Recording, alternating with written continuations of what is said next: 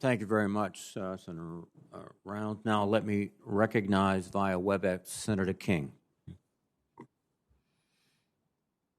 Thank you very much, Mr. Chairman. First, I want to compliment our colleague, Senator Gillibrand. I thought her questions on China and China's growing influence in the region were very perceptive and important, and something that we often don't think much about.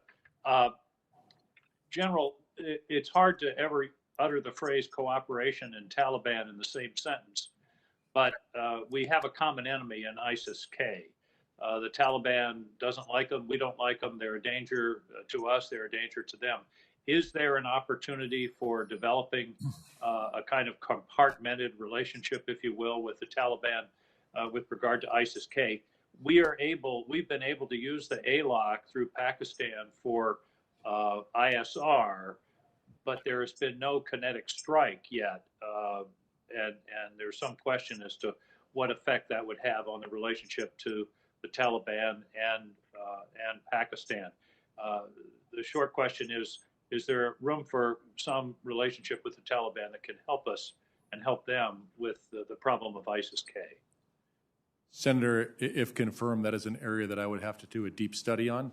But I do think, in my personal opinion, there are pragmatic instances where we could come together going after ISIS-K based on the threat to the homeland.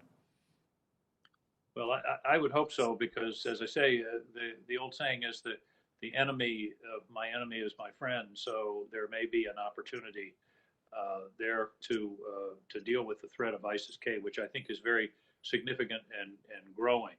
How do we assist with the humanitarian crisis in Afghanistan without at the same time assisting the Taliban? Are there avenues to provide support that we can avail ourselves of that don't shore up the Taliban regime? Senator, I believe the most important thing we need to make sure that it is transparent and it does not fall into the hands of the Taliban and is used as that they can weaponize it.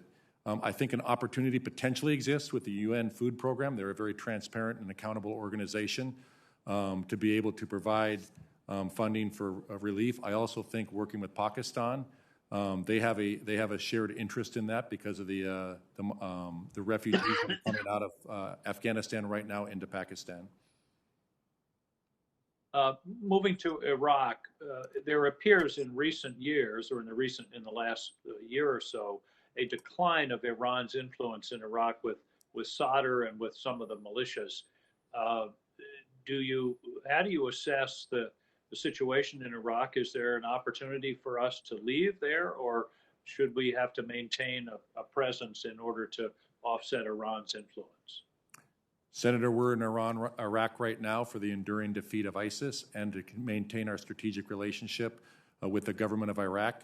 I think that the partnership that we have with them on the enduring defeat of ISIS is very important. The Iraqi security forces do have a very capable force, but it is not. It can still grow and needs to develop so that it is self-sustaining and for being able to go after ISIS. And as you mentioned earlier, one of our key allies there are the Iraqi Kurds, which have been reliable and capable allies throughout this entire process in the Middle East. Senator, I've worked a lot with the Kurds, and they are a very capable and reliable partner. How do you assess the addition of Israel, the moving of Israel from EUCOM to CENTCOM, in terms of your job and the ability to deal with the Middle East as a coherent entity? Senator, I think there is significant opportunity with the addition of Israel. It starts with the Abraham Accords, the normalization of relationships between Israel and Arab nations. We have both Bahrain and the United Arab Emirates, and that has caused them to start talking. And when you're talking, you're lowering the temperature in the room. There is talk of security cooperation as well, and I think that's only a good thing. Finally, in your military judgment, we've been having discussions about the JCPOA, whether to re-enter, and everybody's committed to Iran not achieving a nuclear weapon. In the absence of diplomacy or some kind of enforceable agreement, what are the military options realistically for eliminating Iran's nuclear capability?